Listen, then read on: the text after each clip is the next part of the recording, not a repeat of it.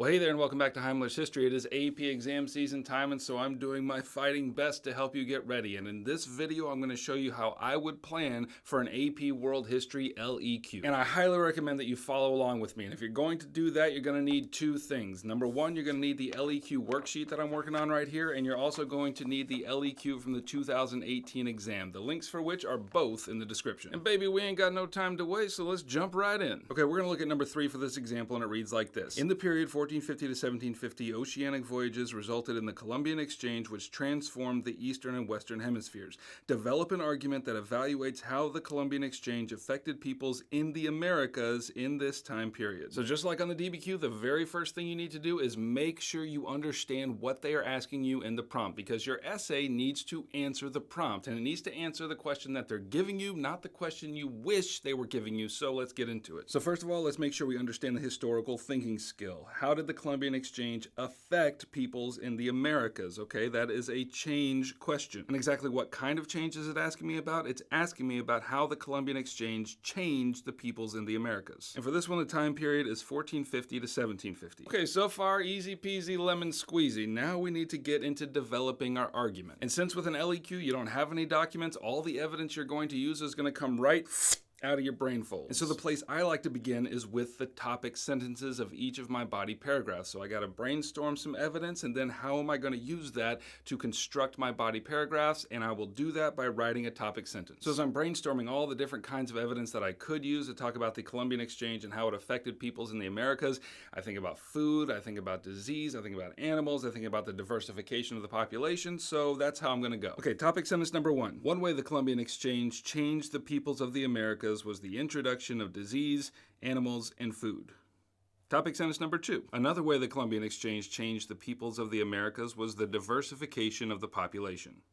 Okay, now that I have the rough outline of how I want to organize this essay, then I can construct my thesis. Now, you don't have to do it in this order, but this is the order that makes sense to me. If you want to do your thesis first and then develop your arguments, yeah, you do that. But this is the way that makes sense to me, so let's write our thesis. Again, remember your thesis formula, although X because A and B, therefore Y. X is your counter argument, A and B is specific historical evidence that you name, and Y is your argument. Now, just as a reminder, that is a very complex formula for a thesis. It's more than you need to get the point. All you need is a historically defensible argument that establishes a line of reasoning. However, to do it this way means that you're setting yourself up for the complexity point later, so that's how I'm going to do it. I would write my thesis like this. Although some realities, like indigenous religion, continued after the Columbian Exchange because of the introduction of new diseases, animals, and food, and the reordering of society through new social hierarchies, the Columbian Exchange fundamentally changed the peoples of the Americas. Okay, now let's stop for a second, because I talked about indigenous religion in that thesis, and so far I haven't mentioned anything about that. Where did I get that? Remember, I'm trying to set myself up for complexity here, and since this is an essay about how the Americas were changed by the Columbian Exchange,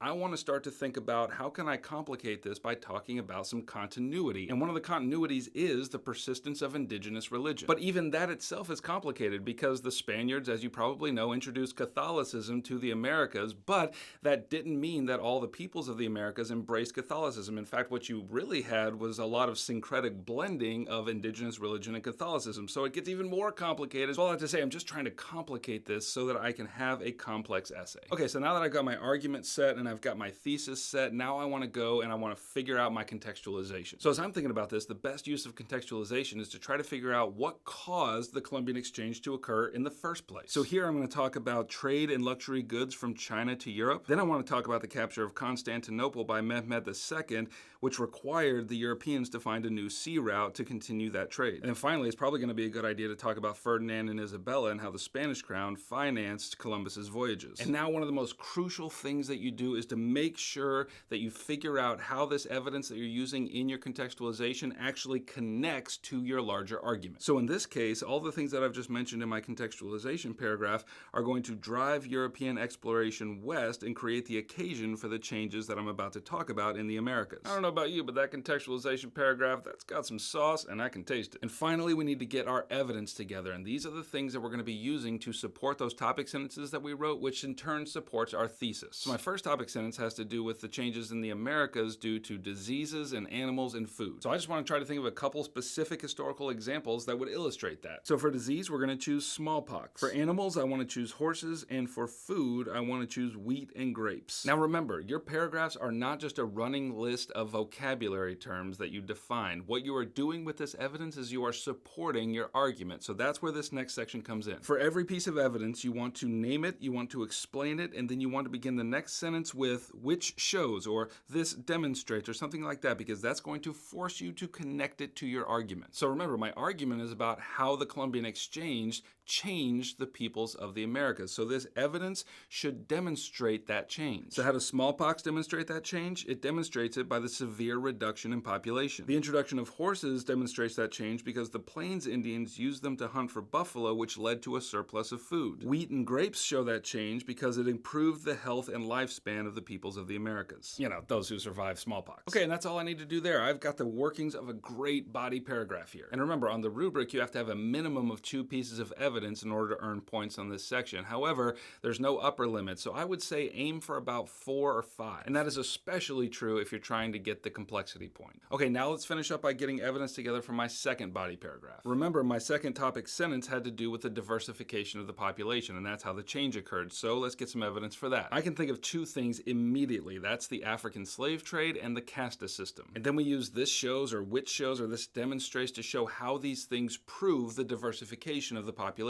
With respect to the African slave trade, not only did it introduce Africans into the Americas, and there's your diversification of population right there, but it also transformed the economies of the Americas into cash crop systems, namely for sugar. And with respect to the caste system, this was a new social order that was imposed on the society of the Americas based on race and location of birth. So clearly this was a diversification of the population. And look, there's actually lots of ways you could answer this question. My way is not the only way here. This is just what occurred to me as I read the prompt. So I don't think you would have to do it exactly the way I do it. Don't think you would have to use the exact same evidence. There's lots of evidence that you could use. And once you've got that plan down, you just start writing because you've done all the heavy lifting already. Now you just have to make it look pretty. All right, I hope that helped. And if you need even more help with your essays, you can click right over here and grab my AP Essay Cram course. It goes into depth on all the writing you're gonna have to do on your exam and gives you examples of what gets the point and what doesn't get the point. I think it might help you a lot. And if you liked this video and you want me to keep making more of them, then subscribe and I shall oblige. Heimler out.